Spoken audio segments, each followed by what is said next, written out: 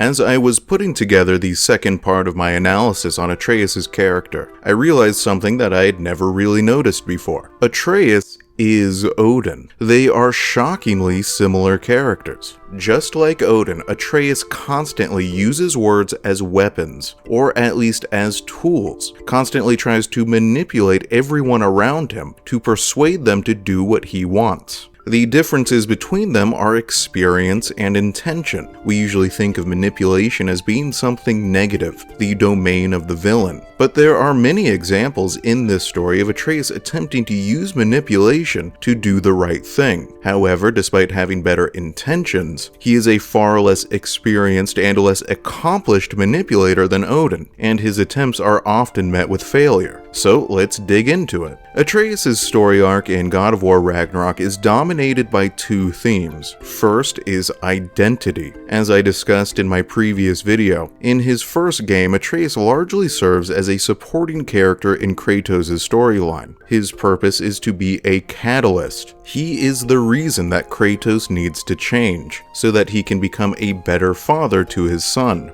In Ragnarok, Atreus is seeking to emerge from his father's shadow, to become his own man. He is searching for who he really is, for independence, for what his role in this story should be. And that is where the secondary identity of Loki comes into play. Throughout Ragnarok, he goes back and forth between the names of Atreus and Loki. Atreus symbolizes who he was as a child, who he is at home, a sort of sidekick to his father, curious and precocious. Loki comes to symbolize who he is out in the world, who he is becoming as he grows up. The first character who calls him by that name is Angerboda, his first truly independent relationship in the entire story. The second character who calls him by the name Loki is Odin, and like everything else with the Allfather, it is a manipulation.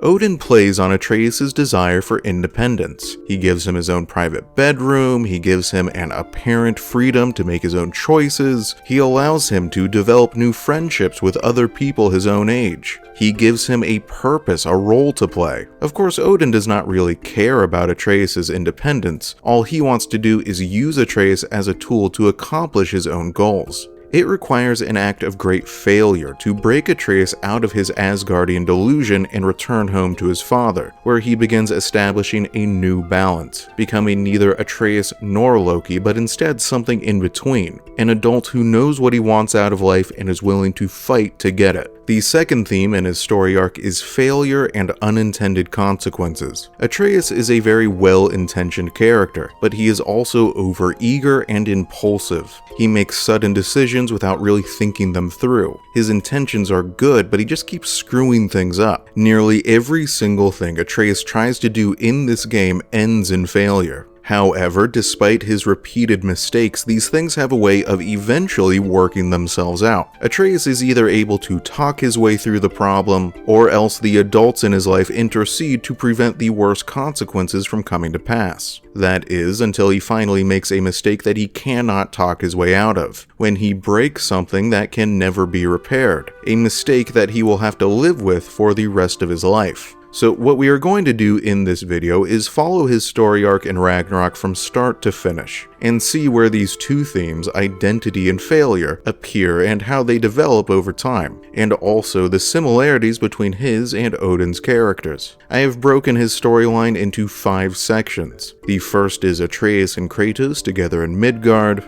The second is the search for Tyr, the third is the Ironwood, the fourth is Asgard, and the fifth is centered around the death of Brock. For each of these sections, we are going to watch one cutscene together and analyze how that cutscene develops our thesis. Okay, so let's begin with that first section, Atreus and Kratos together in Midgard. This section begins with the opening scene and lasts until their arrival at Sindri's home. During this section, we see father and son working in close union with each other, but we also see the first signs of fracture, Atreus taking his first steps towards independence. Notice this a little bit in the opening scene, when Kratos' back is turned and Atreus pulls out this marble, which he puts away before his father sees. This reveals that Atreus has a secret, a hidden life. He is already beginning to journey down some independent path away from the eyes of his father. Later, we will learn that he has been going on his own little adventures, finding these marbles in the giant's shrines, unraveling a mystery personal to him. And he has not been doing it alone. Sindri has been beside him every step of the way, but we will discuss that relationship in more detail later. It is significant that Atreus feels he has to hide these things from his father. He desires independence but does not feel able to be honest about that desire. Something I discussed back in my video analyzing Kratos' story arc was that he is a very overbearing and overprotective father. He wants to be in control of everything. One of the main conflicts of his story is learning to let go, to allow his son to make his own choices. It is, of course, Odin who first pushes this conflict into the open. He is the one who reveals to Kratos that his son has been out searching for Tyr behind his back. Even here, at the very start of the game, Odin is attempting to engineer a conflict between father and son. And while Thor distracts the father with a battle, Odin makes the son an offer. Come to Asgard. And what he is truly offering Atreus is independence. Go somewhere your father cannot follow you, where you can get out from under his thumb, make your own choices, live your own life in Asgard. That must be a very attractive offer to a restless teenager like Atreus. One more thing that ties into his growing desire for independence is his emerging godly powers. In the God of War series, every god has their own powers, and Atreus's are only just beginning to be revealed at the start of the story. In the previous game, he already had a power over language, and that has progressed in the sequel to him being able to speak dead languages, able to translate almost any text he comes across. Something you will notice during his scenes, and something that fans have criticized as being really annoying, is that Atreus is constantly talking,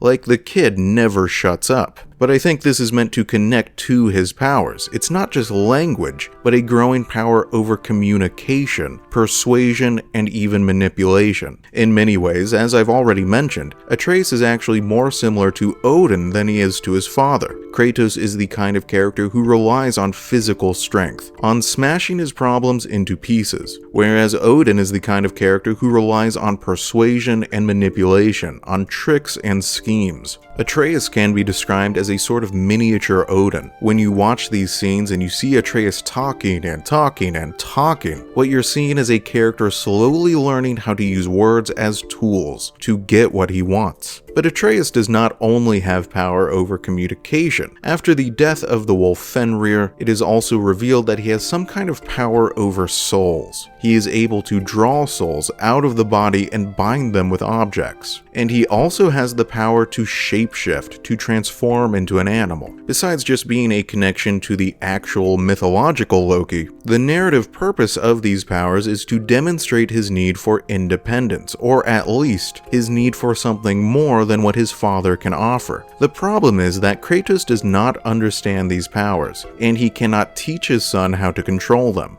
Atreus needs someone else. He needs new relationships and new mentors. These emerging powers bring their conflict as well as Kratos' shortcomings into the forefront. To end our discussion of this first section of the story, we are going to watch the scene that follows Atreus' unexpected transformation into the bear, where he is examining the destruction he accidentally wrought. As you watch, consider this question. How does this tie into the theme of failure and unintended consequences? What about that theme do the writers want to communicate to their audience here? Okay, here it is.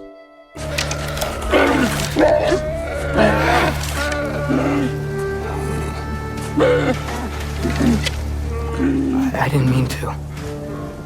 Intent does not matter. Only consequences.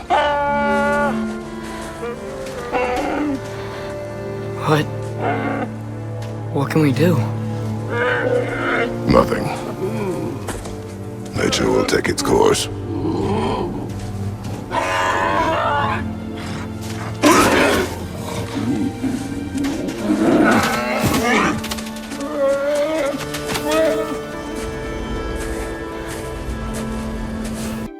In a previous video, I discussed how this scene ties into the story's themes of nature and destiny. At this point in the narrative, Kratos is a character who believes that events will always play out according to their nature, and there is nothing that can be done to influence those events. He believes these bear cubs are destined to die and is unwilling to even try to prevent that from happening. But this scene also clearly develops the theme of failure and unintended consequences too. Atreus says, "I didn't mean to," and Kratos responds, "Intent does not matter, only consequences." This is a lesson that Atreus is going to spend the entire game learning to understand. As we follow his story, we will see him keep trying to do the right thing, and over and over and over and over again, he is going to fail. He is going to screw something up, and in his attempts to fix it, he will often end up screwing something else up too.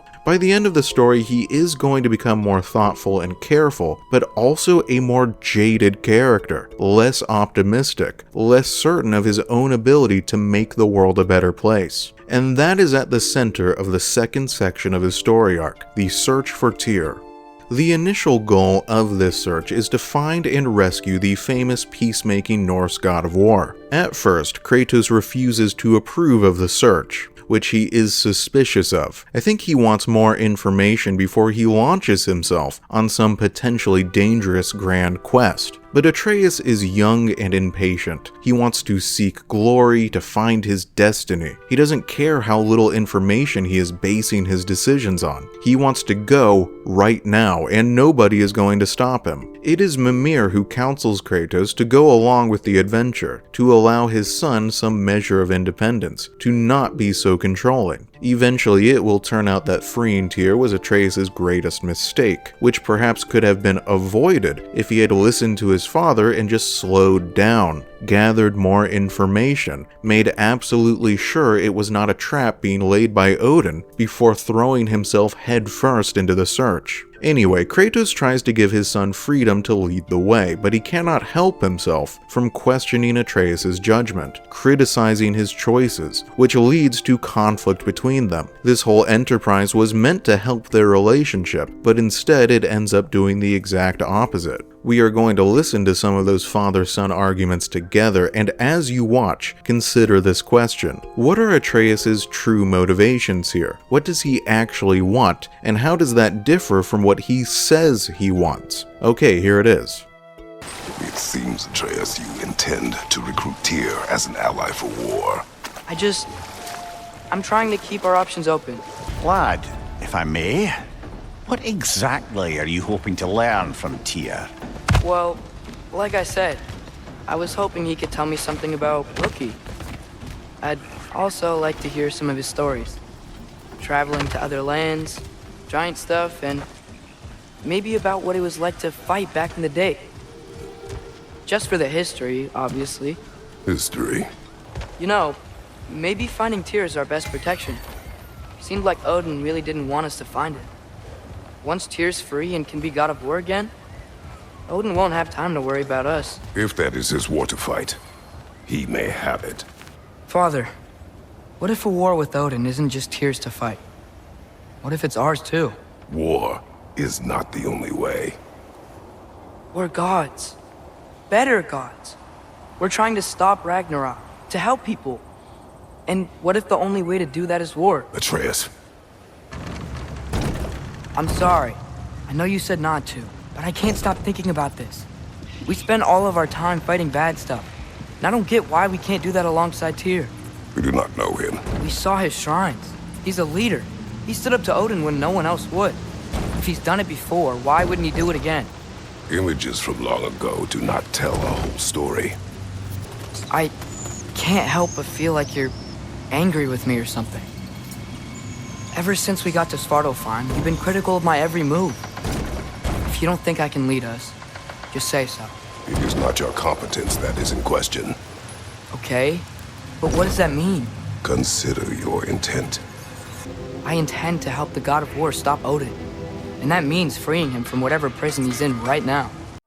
I think Atreus' motivations in this section of the story are very obvious. He wants to free Tyr so that the Norse god of war can lead the forces of good in battle against the evil tyrannical Odin, and he wants to be a part of that battle. He desires the excitement and glory of participating in a legendary conflict. He is a very typical young boy in that way. However, when his father asks him a very direct and simple question about his motivations, Atreus does not give a simple or honest answer in response. Instead, he keeps talking and talking and talking in circles. This is that Odin part of him. He is trying to persuade his father of his point of view, without actually stating what that point of view is. Atreus does this constantly throughout the entire game, practically in every single scene. He does the same thing when he is trying to convince Sindri to let him go recruit Freya, and then later when he is trying to recruit Freya to join their cause.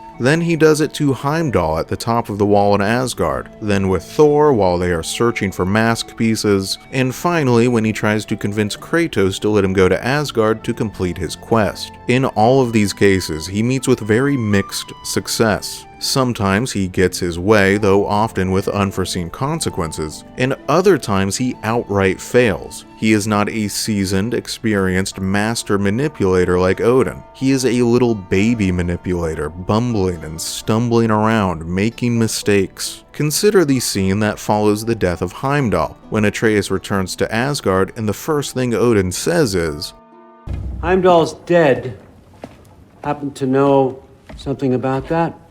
Anything? Well, I mean, everyone hated him. Sure. But have you seen anything? Something noteworthy? I mean, he did sock through pretty hard while we were out. Maybe someone found out? Got even? I don't know. Are you suggesting my son had something to do with this? I don't know. Honest. Okay, so Odin already knows the truth. He knows that Atreus knows that Kratos killed Heimdall. What he is doing here is testing the kid, trying to see how he finagles his way through this situation. And Atreus attempts a blunt and stupid manipulation, trying to suggest that Thor was responsible without saying so outright, which Odin easily sees through. This scene shows a master manipulator running circles around an amateur. The most interesting part about their relationship is that Atreus has a lot he could learn from Odin, but is too blinded by his own inept attempts at persuasion to recognize the lesson right in front of him. Anyway, let's rewind back to the rescue of Tyr. Notice the way Atreus completely ignores everything his father says during this conflict. He refuses to acknowledge the flaws in his own argument and sticks to his original conclusion, regardless of what new information is presented to him. It is a very childish way of thinking. This kid still has a lot of growing up left to do. And then, as soon as the Norse god of war is free, Atreus realizes that he was totally mistaken. He was leaping to conclusions based on limited information. Tyr is never going to lead them to war. In fact, this fake Tyr is only ever going to serve as an anchor around their necks. Instead of taking some time to reconsider his decision-making process, Atreus immediately leaps into a plan to rectify his mistake. Hey, if Tyr didn't work, why not Freya? Essentially, he is just making the same mistake all over again, rushing to conclusions with incomplete information. During his attempt to recruit Freya, he accidentally reveals that they have found a way to travel between realms. With this information in hand, Freya begins watching the realm travel gates, waiting for an opportunity to lay an ambush, which leads to this fight where she almost actually kills Kratos. This entire confrontation is Atreus' fault. However, it does also lead to their whole journey in Vanaheim, where Kratos and Freya ultimately make peace with each other, so that is technically the kid's fault too. As I said earlier, most of the time, his mistakes end up working themselves out, usually thanks to the intervention of the adults. Before we move on to the third section of his story arc, there is one more thing we need to discuss in this section, which is his relationship with Sindri. It is shown in this scene that in the time between games, Atreus and Sindri have developed a very close friendship, that they care about each other deeply. Sindri seeks to protect the kid, to offer him guidance, to persuade him to choose safer and more careful alternatives. And he also reveals his most intimate secrets to the kid.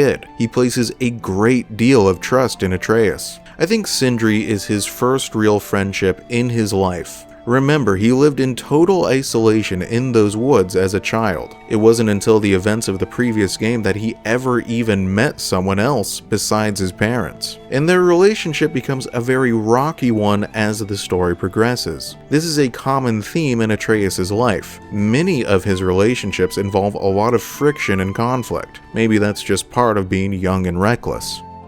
Atreus, without meaning to, takes advantage of Sindri's incredible generosity without giving much back in return. As I've discussed in other videos, they have a very imbalanced relationship, and worse than that, through his reckless decisions, he accidentally puts both Sindri and his brother in harm's way. It is through this relationship that Atreus finally learns the lesson that there are some mistakes that just cannot be fixed, but we will discuss that in more detail later. Moving on, the third section of his story arc is the Ironwood. As I've already discussed, this is the first time in his story that Atreus is completely alone for an extended period of time, or at least no longer with his father or Sindri. This is a very important point in his journey to independence. The really fascinating part of this section is that Atreus gets exactly what he wants here. He is told who he really is, or at least shown a potential version of himself. But it is not a pleasant revelation to him. He hates the self that is revealed here. That is what this scene is all about, when she shows him this prophecy, which does end up being mostly accurate. Of course, what he is shown in this prophecy does not tell the whole story. Atreus' character is ultimately defined by his actions, not by his destiny. And in his time with Angerboda, he shows us who he really is. With her, almost all of his selfishness and manipulations fall away. He becomes his old, curious, and friendly self again. He is empathetic and caring. He tries to make things better, to do the right thing, to save the animals who need to be saved, to comfort a friend who is experiencing distress. However, he is definitely still reckless, and that ties back into the theme of failure and unintended consequences. To see that theme further developed, we are going to watch another scene. This one takes place in the basement of Gryla's home. In this scene, Atreus attempts to become Loki, or to become who he thinks Loki is supposed to be. As you watch, consider this question. What is the nature of his failure here? Why does he suddenly retreat back into the more familiar identity of Atreus? Okay, here it is.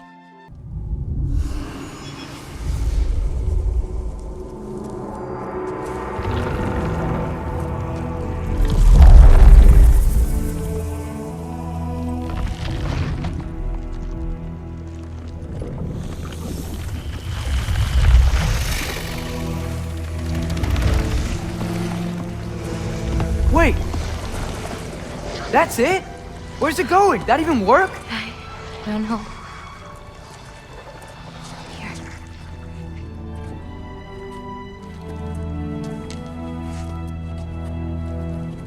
But you're giving up already? They're your It's responsibility. not that. It's not. I just think they're better off with you.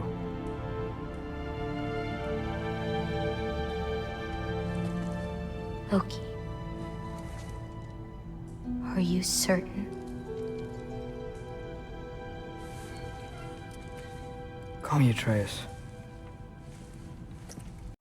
Atreus decides abruptly, without really thinking it through, to implant one of the giant souls inside this snake's body. I'm not sure what exactly he thought was going to happen here, but he is disappointed by the result. The reason why he suddenly abandons the name Loki is because he realizes that he does not know what he is doing. He is in over his head. The responsibility of caring for those soul marbles is too much for him. It terrifies him, so he runs away. He retreats back into the more familiar and safe persona of Atreus, where much less is expected of him. But there is an unintended consequence here too. Atreus has, completely by accident, without realizing it, just given birth to the World Serpent, one of the most important beings in Norse mythology. Angerboda mentions later that the snake has been growing larger and larger, and it actually appears during the Battle of Ragnarok, where it can be seen fighting Thor in the background. He hits it so hard with his hammer that it gets sent back in time to the distant past, where it continues to grow, eventually reaching the massive size we see in the present. From this example, the story shows us that unintended consequences are not always negative, they're just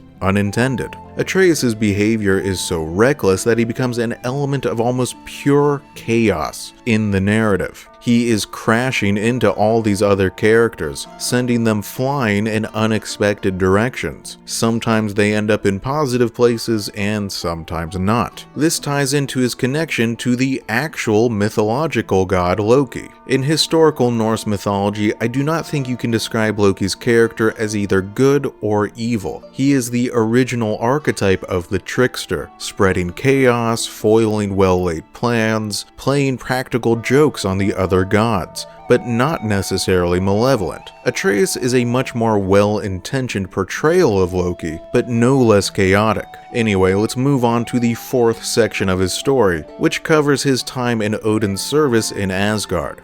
After an argument with Kratos, Atreus flees from the overly controlling grasp of his father and falls into the clutches of Odin, who, as I have already discussed, provides him with a taste of freedom and independence, which is meant to ingratiate him with the Allfather and turn him against his actual father. Of course, Odin does not really care about Atreus. He just cares about using Atreus' unique power over language to translate the text on the mask, so they can find the missing pieces and Odin can learn the true nature of reality. But that is not what interests me here. The most fascinating parts of this section of his story arc are his interactions with Thor. I think that this is Atreus at his most Odin-like. Pretty much the whole time he is with the famous god of thunder and lightning, he is attempting to manipulate him. We are going to watch a couple of those scenes together, and as you watch, see if you can identify the different strategies of manipulation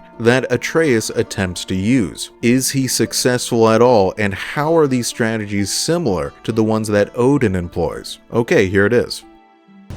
You want to talk about blood payment? What about the giants you killed? They were my family. Thamor, Ronir, they were your people too. The giants were blight on the Nine Realms, and I reveled in every single one of their deaths. Let's just change the subject. Look, clearly neither of us can do this mission alone. And I want to impress the Allfather just as much as you do. You don't have to like me, but we're gonna have to trust each other. Just a little bit. Trust. Thor was really great. I learned a lot from him. You learned something from him? Really now? Okay. What did you teach the kid? Nothing. What could I possibly teach him? Exactly. Was it worth it? I don't know what you're talking about. Fine, but I hope you know what seeing you like that did to her. I was drunk, not blind. Thrud looks up to you. I hope you know that. Don't need a lecture about parenting from you. Just find the thing. Loki, you really keep trying to... I don't even know what you're trying to do anymore, but you have no idea the kind of shit I've been through. Right. Half giant, son of a powerful god with impossibly high expectations. How could I ever know what that's like? Atreus' first manipulation strategy comes when he talks about all of the giants Thor killed. This is an attempt to appeal to a sense of guilt, or perhaps a shared sense of justice, and it immediately fails. Thor is not interested in this at all, and Atreus makes the very smart decision to never mention it again. His second manipulation strategy comes in that interaction where he says, "I want to impress the Allfather just as much as you do. You don't have to like me, but you do have to trust me." Something I discussed way back in my video on Odin is the way the Allfather will employ several different manipulations all at once. He overwhelms his target with the sheer number of different emotional arguments he is making. Atreus is doing something similar here, multiple persuasive strategies layered on top of each other. First, there is an appeal to a shared goal. We're both trying to accomplish the same thing. You have to work with me to get what you want. And then a deeper sympathetic appeal. I know you want to impress your father. I can help you. Bit by bit, Atreus is hacking away at Thor's emotional defenses. And it is a hack job. Atreus is not nearly as subtle as Odin, but he does meet with some success. This must be a strange situation for Thor. He has lived with his manipulative father for so long that he definitely does know that Atreus has some ulterior motive, but he cannot figure out what that motive is. And the crazy thing is, I don't think Atreus knows what his true motivation is here either. He has rushed into this situation without coming up with a plan first. That is a big difference between him and Odin. The Allfather always has a plan. His manipulations are always meant to achieve some specific goal, but Atreus is just throwing as much as he can at the wall and seeing what sticks. Anyway, moving on. In the next scene where he talks about what a big help Thor was, how he learned so much from him, which is an obvious lie. He didn't learn anything from Thor. Anyway, that is an attempt to ingratiate himself with his target by using compliments. This strategy is shut down by Odin himself, who blocks it by employing his own manipulation strategy of cutting down Thor's self-esteem, of making sure his son feels as worthless as possible to keep him in his place. The final scene we watched together came from much later in the game, during their expedition in Niflheim together. These are by far Atreus' most mature and most effective attempts at manipulation in the whole story. This time he appeals both to their shared experiences and also to Thor's desire to be a better man and a better father. At first, these strategies seem to be working. Thor is far more receptive here than he was in the previous scenes, but it still ultimately collapses. In the end, it is not any of Atreus' manipulations that make a real difference, but instead it is Kratos who turns Thor by appealing to his humanity.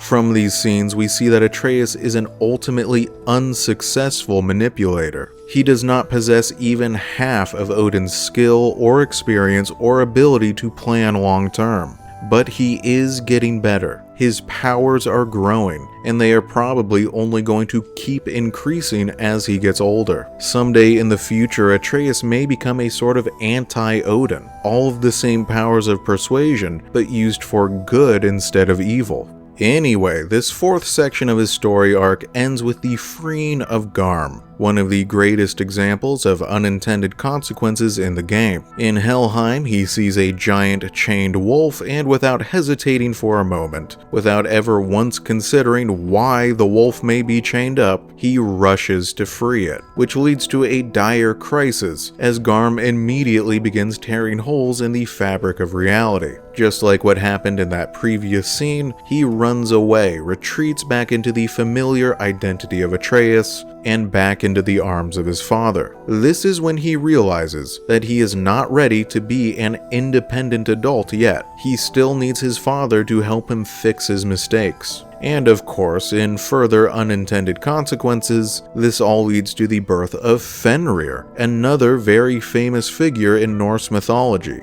Thanks to the intervention of his father, what might have been his greatest mistake instead turns into one of his greatest victories, reviving a dead friend and earning a powerful new ally in the process. Unfortunately, this run of good luck cannot last forever. Eventually, in order to grow as a character, Atreus has to make a mistake that cannot be fixed by his father or by anyone else. And that is what the fifth and final section of his story arc is all about: the death of Brock. It turns out that Atreus' very first mistake was the worst one he ever made. When he freed Tyr, he was falling for an elaborate trap laid by the true master manipulator of this tale. Odin was disguised as Tyr all along. By freeing him, Atreus unintentionally allowed the villain intimate access to the home base of the heroes, privy to all their plans, a perfect spot from which he could sow conflict between his enemies. And in the end, it leads to tragedy, the murder of Brock. Immediately afterwards, notice how Atreus once again tries to run away, tries to regress back to a simpler time, back to when he was just a boy accompanying his father on a simple, uneventful hunt, with no other responsibilities and no other problems. But he can only hide from the unintended consequences of his actions for so long.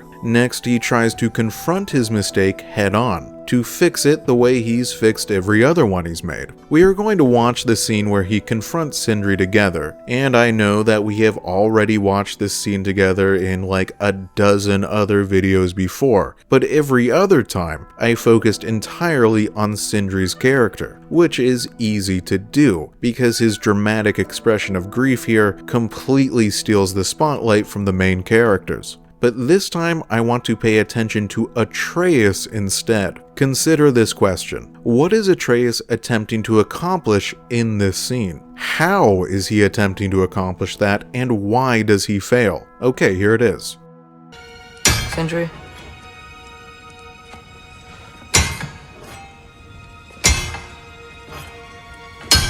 Sindri, I'm so sorry. No.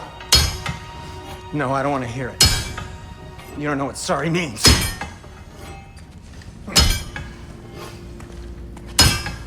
We're not letting Odin get away with this. Would that be the Odin you invited into my home? We were all fooled. But some of us were bigger fools than others, aren't we? I gave you everything.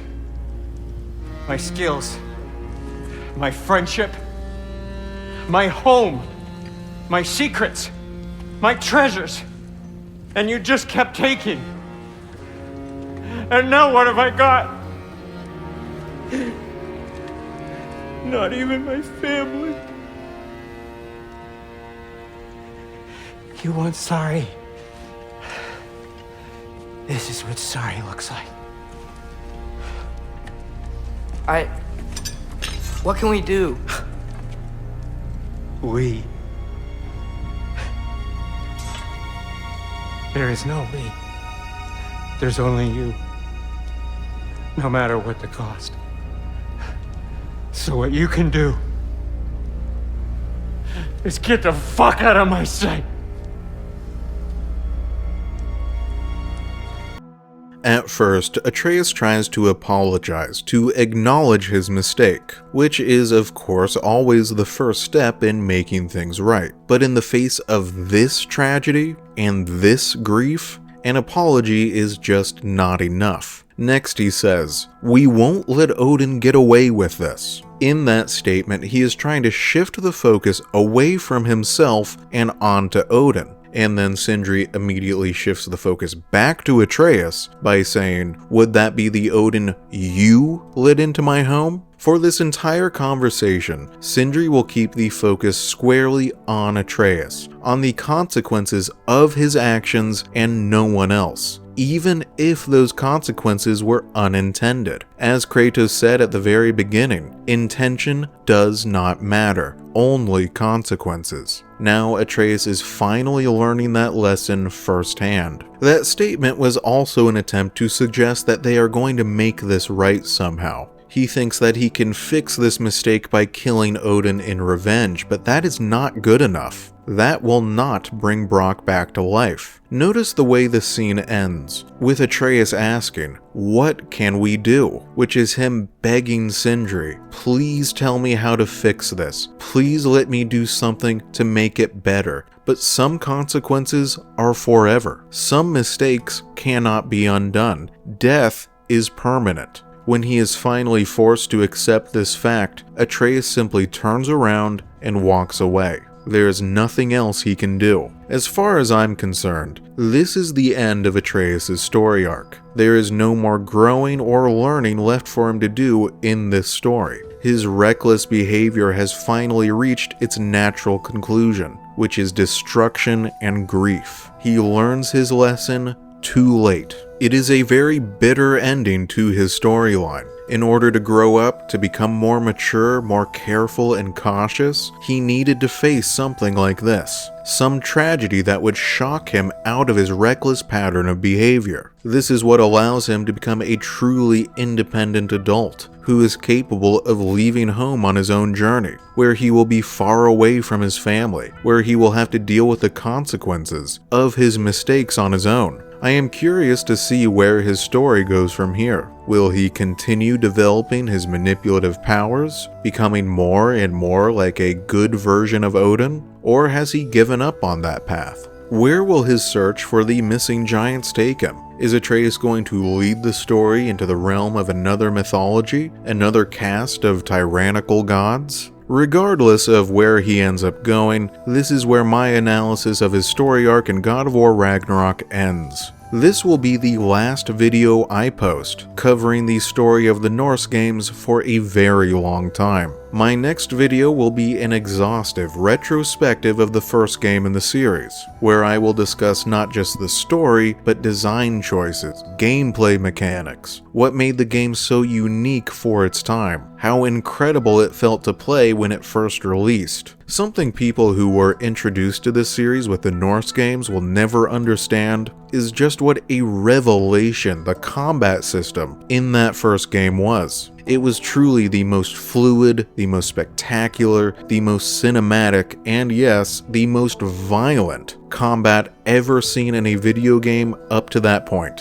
This might sound a little silly now, but it really honestly felt like controlling a character in an action film, not a video game at all. But I'm getting way ahead of myself here. If you want to learn more about what made the first game so amazing, or if you just want to relive some old memories, please stick around for that next video.